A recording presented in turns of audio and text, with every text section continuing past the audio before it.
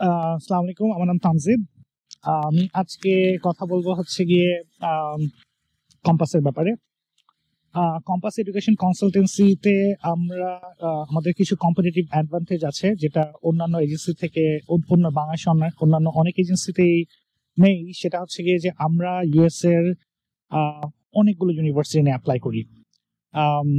তোমাদের যারা তোমরা অ্যাপ্লাই করতে যাচ্ছ ইউএসএ তে, তোমরা অনেক there are so many universities in the USA, right? Like almost 6,000, but এর ভিতরে 4,000 ইউনিভার্সিটি ইন্টারন্যাশনাল স্টুডেন্টদেরকে নিতে পারে। তো সো কম্পাসে তোমরা যেটা পাবা সেটা হচ্ছে গিয়ে large selection of universities. Almost if you are qualified, you can apply to, we can help you with any major that you want to apply to. um, besides that, তোমাদের ইউএস এর ক্ষেত্রে university selection থেকে শুরু করে admission application, SOP, CV, তারপর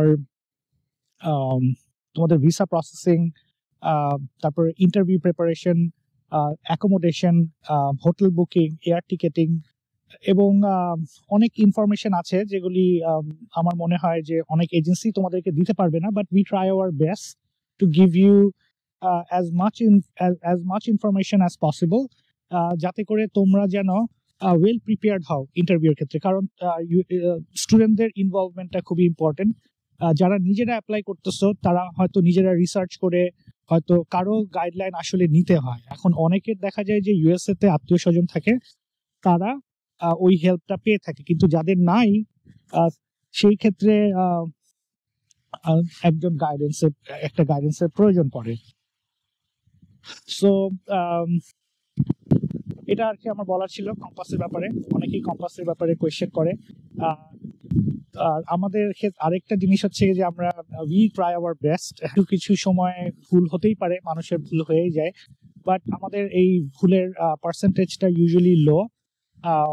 আমরা we try to keep it below 5%।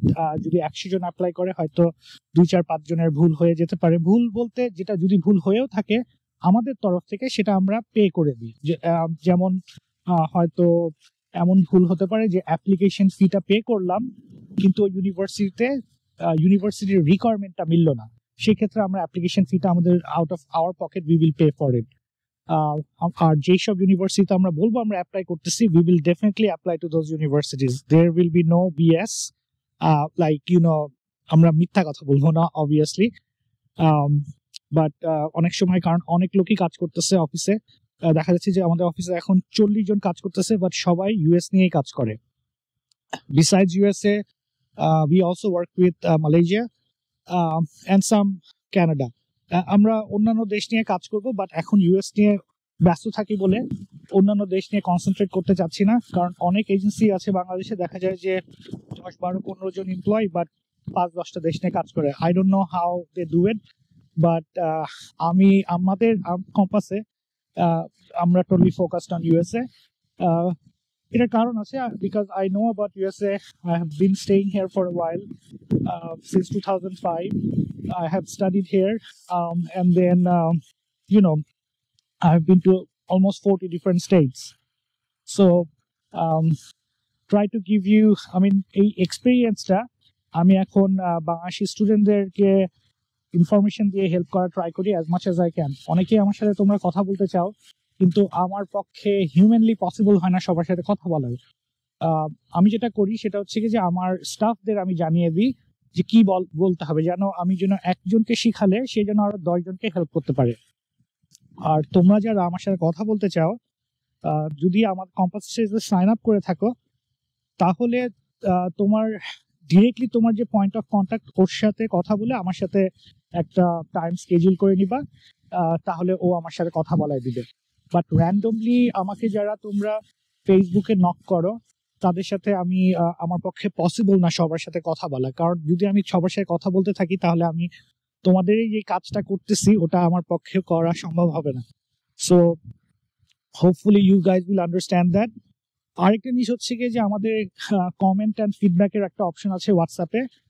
ওই নাম্বারটা অফিস থেকে তোমরা নিয়ে নিবা, যেন যদি কোনো কারণে কোনো প্রবলেম হয় তাহলে ওই নাম্বারে কল দিয়ে সঙ্গে সঙ্গে একটা কমপ্লেন দিয়ে দিবা। আমরা যে কোনো কমপ্লেন খুব সিরিয়াসলি নিয়ে থাকি এবং we try to solve it as soon as possible. Thank you so much. Bye bye.